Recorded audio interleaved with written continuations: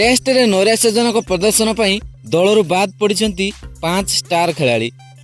नमस्कार दर्शक बंधु, क्रिकेट इतिहास रे एपरी अनेक खेलाड़ी अच्छा जो मैंने भल प्रदर्शन आरंभ करते किंतु अल्प समय मध्य सेमानंकु दलरू बाद दि जाइछि। बहुत कम खेलाड़ी क्रीडा रे क्रमागत सफलता पाइथिबार नजीर मध्य रही। अनेक प्रतिभाशाली खेलाड़ी को यार परिणाम भोगिबाकु पड़िथिबा देखिबाकु मिलिछि। एही खेलाड़ी माने बाद पड़िले मध्य भारत क्रिकेट यह द्वारा प्रभावित होई नाही। तेबे से 5 खेलाड़ी किए जहां को विषय रे आमे आज ये वीडियो रे जणाइबु।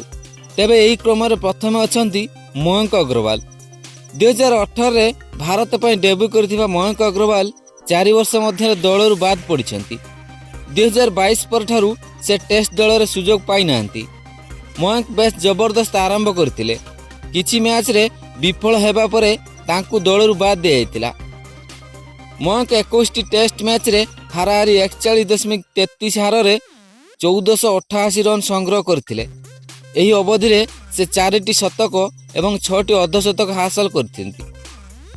लगातार 8 इनिंग्स रे अर्धशतक हासिल करि नथिबारु तांकु छाड़ी दिया जायतिला।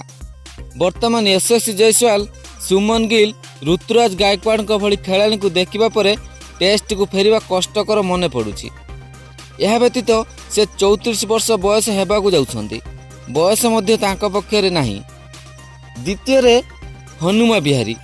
मयंक अग्रवाल भली हनुमा विहारी मध्य 2018 रे भारत पय पदार्पण मैच खेलिथिले। से 2022 रे शेष थर पय टेस्ट मैच रे नजर आसीथिले।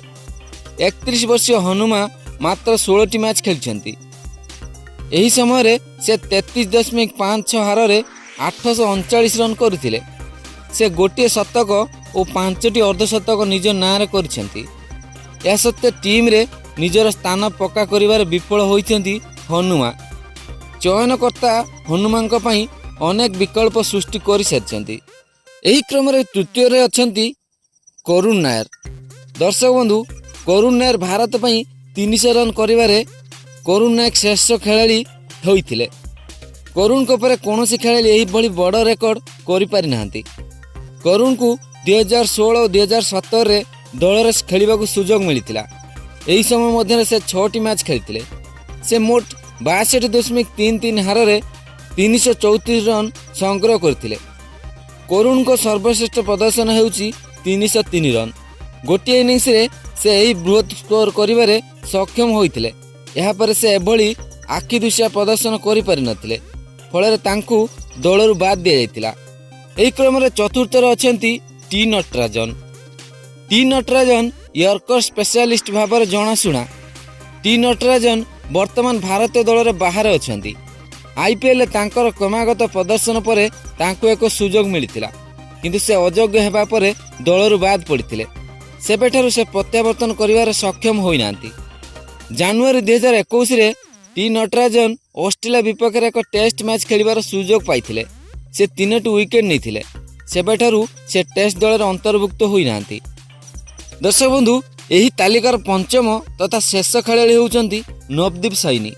गौतम गंभीर को प्रिय नवदीप साइनी तांको पेस बोलिंग रे जणाशुना। से खूब शीघ्र बोलिंग पई जणाशुना। तेबे बॉल को नियंत्रण करिबारे तांकर अक्षमता महंगा पड़िथिला। साइनी 2021 रे तांकर टेस्ट पदार्पण करथिले। तांकु मात्र 2टी मैच खेलिबार सुजोग मिलिथिला। एही समय से 4टी विकेट नैथिले। नवदीप ऑस्ट्रेलिया रे उभय टेस्ट मैच खेलिथिले। सेठारे से मध्य सेते प्रभावित करिबारे विफल होइथिले। वर्तमान से चयनकर्तांक राडार रे नाहंती। तेबे दर्शक बंधु, आपण मानक मतरे एही 5 खेलाड़ी मध्यरु केउ खेलाड़ी को पुणी भारतीय दल रे सुजोग मिलिबा उचित? दयाकर निजर मूल्यवान मतामत कमेंट कर जणांतु।